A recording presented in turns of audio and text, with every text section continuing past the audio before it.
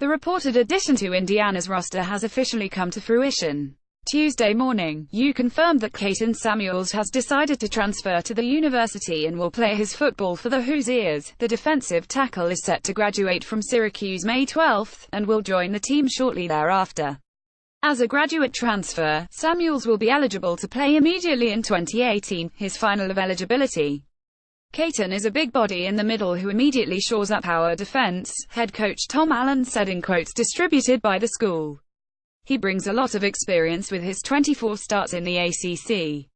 We are pleased to welcome him into our program. Samuels announced his decision to transfer from the Orange in mid-December.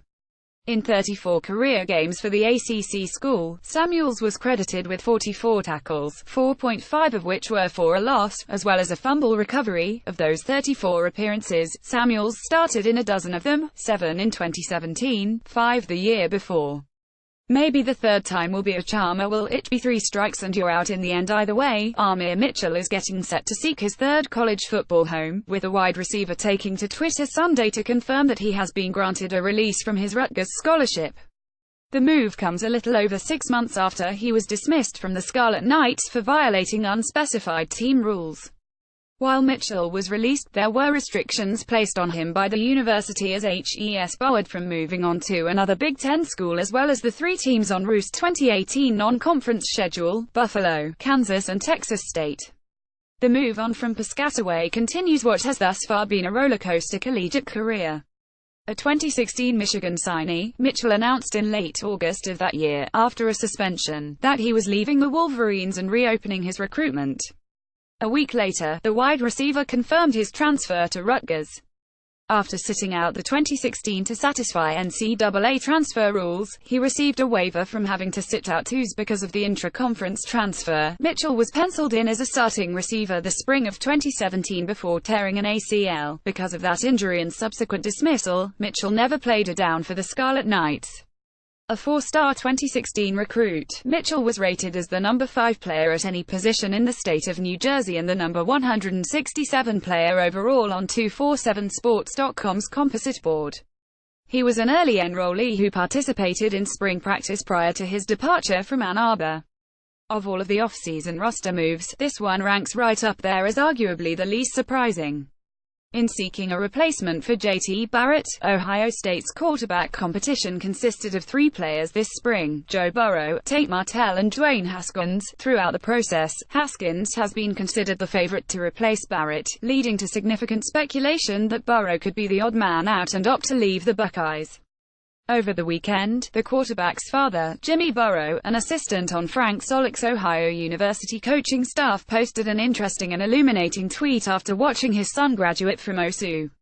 On his own Twitter account Tuesday morning, Joe Burrow confirmed that his next challenge will be finding a new football home, as he has decided to leave OSU and transfer elsewhere. Burrow stated he made the move after weeks of struggling with this decision.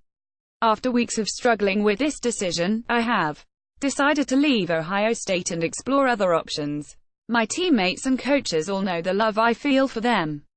I will decide where I will play next year in the coming weeks. Joey Burrow at Joe Burrow 10 May 8, 2018. Not only will Burrow be eligible to play immediately at another FBS school, LSU Florida, as a graduate transfer, but his new school will be getting the quarterback for both 2018 and 2019, as the redshirt junior has 2s of eligibility remaining.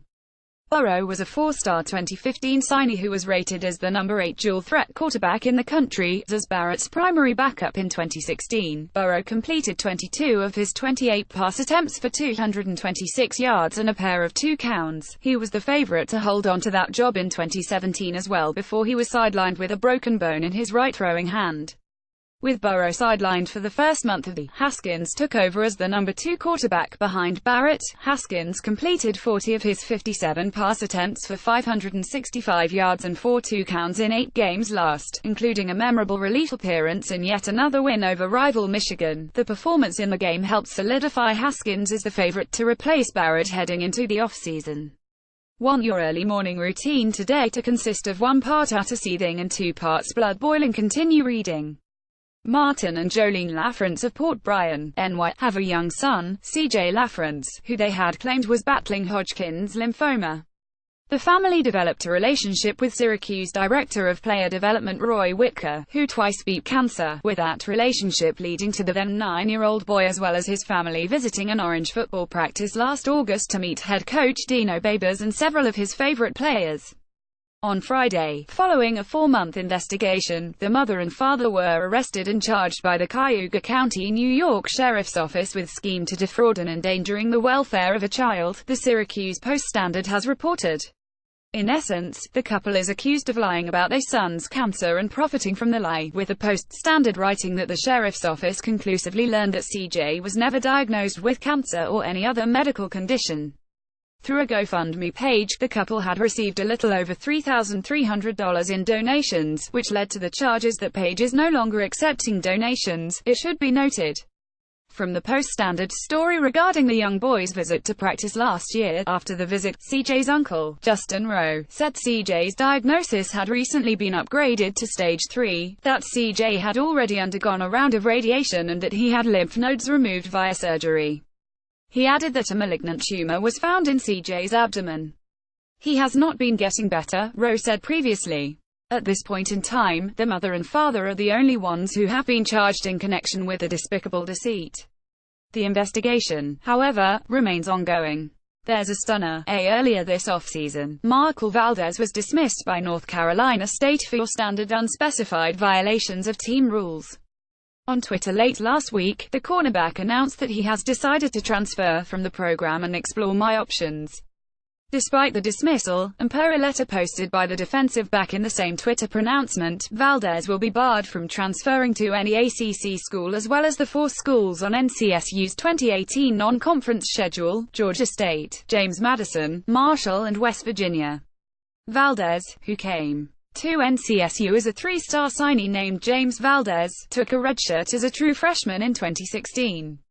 He played in the first 2 games of 2017 before suffering an ending ACL injury in the Week 2 win over Marshall.